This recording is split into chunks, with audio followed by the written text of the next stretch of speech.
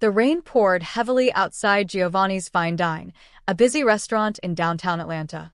Inside, Amara, a young black woman with tired eyes but a warm smile, moved between tables, balancing trays with quiet grace. It was her third week on the job, and though she worked harder than anyone else, the manager, Mr. Cole, had been giving her an uncomfortable kind of attention. He'd lean too close when talking, brush her arm when he didn't need to, and always found excuses to help her with tasks she could handle alone. Amara needed the job. Her husband, Marcus, had insisted she try living a normal life, away from the dark shadows of his empire. He was powerful, yes, but he loved his wife enough to give her space from his world. Little did Amara know that very decision was about to change everything. That night, business was slow. Most of the staff had clocked out early, leaving Amara and Mr. Cole to close up. The man's eyes followed her every move, his smirk growing bolder as silence filled the restaurant. "You've been doing great, Amara," he said, locking the door with a soft click. "Maybe we can celebrate your progress."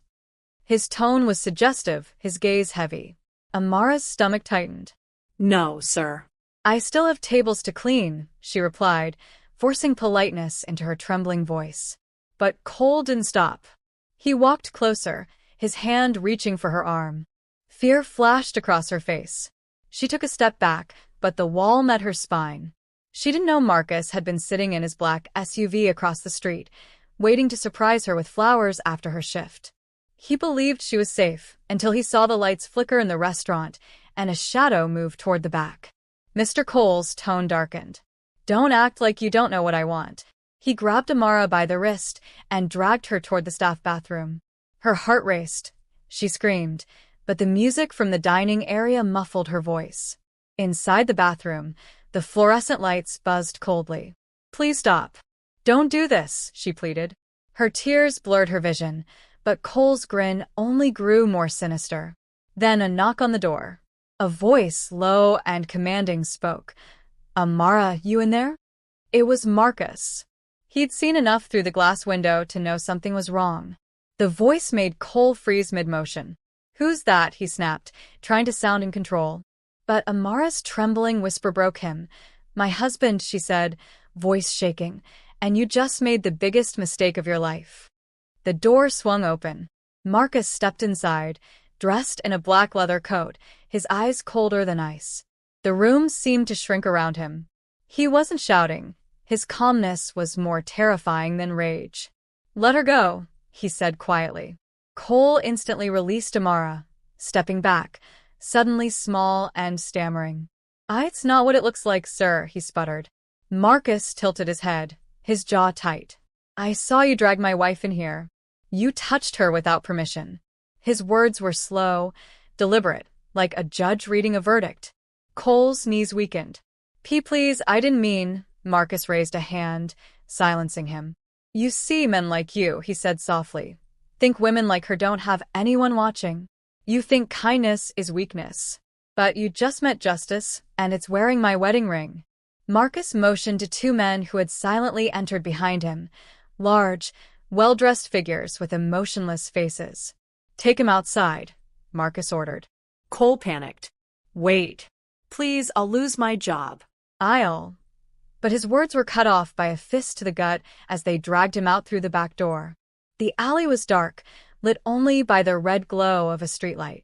Marcus followed slowly, holding Amara's hand, assuring her with a whisper, "You're safe now, baby." When they reached outside, Marcus faced Cole. "I don't need to kill you," he said coldly. "Death is too easy. I want you to remember." He nodded at one of his men, who tossed Cole's phone into a puddle and shattered his car keys. "From now on," Marcus continued, "you'll never work in this city again. You'll live with the shame of what you tried to do. That's justice, not vengeance." Cole, shivering and drenched, dropped to his knees. "Please." "I didn't mean it," he begged.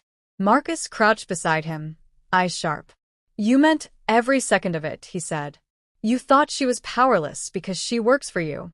You forgot. Power doesn't come from your title. It comes from respect."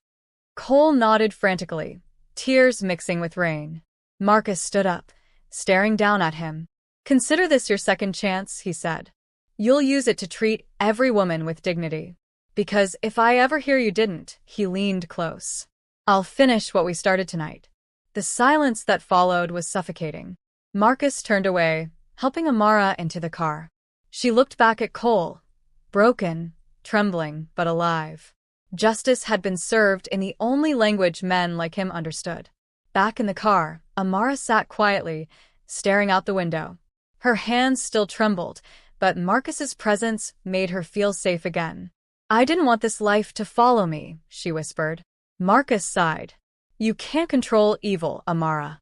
But you can make sure it never wins." He handed her the flowers, now damp from the rain, and smiled softly. "You still want to work?" he asked gently.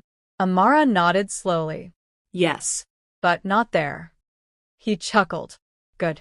You deserve better." That night, he made a call. By morning, the restaurant had a new owner. And Mr. Cole? He was gone, his name blacklisted across every major business in town. Karma had arrived, quietly and completely. Weeks later, word spread among the restaurant community. People whispered about a waitress whose husband was connected to someone powerful, a man who protected her from a corrupt manager. No one knew the full story, only that Cole had disappeared and Amara was now managing her own small cafe, Amara's Table, with her husband's help. Her employees loved her. She treated them like family. Every time someone asked her how she got started, she'd smile and say, "By learning that real power is kindness backed by courage." The city had changed a little that day. Fear had turned into respect, and respect into peace. Months later, in another city, Cole sat inside a community center, volunteering to serve food to the homeless. His eyes were haunted, but different, softer. He had been given a chance, and though shame followed him, he used it to change. One evening, he saw a young waitress being harassed by another manager. This time, he stepped in. "Walk away," he told the man. The abuser laughed until he saw Cole's face, a man who had already faced his worst self. Cole's voice trembled as he said, "Don't make the mistake I made. You'll never forgive yourself." For the first time, justice turned into redemption, and Cole silently thanked the man who spared his life. Amara often thought about that night, not with fear, but gratitude. She had learned that standing up for herself wasn't about violence, but courage. Marcus had shown her that justice doesn't need to be loud, only fair. Their love grew stronger, not because he was a mafia boss, but because he respected her enough to fight for her safety. The story of the waitress and the mafia husband became a quiet legend, a reminder whispered in the corners of the city, never mistake kindness for weakness. Because somewhere out there, justice watches, silent, patient, and ready to act when evil crosses the line.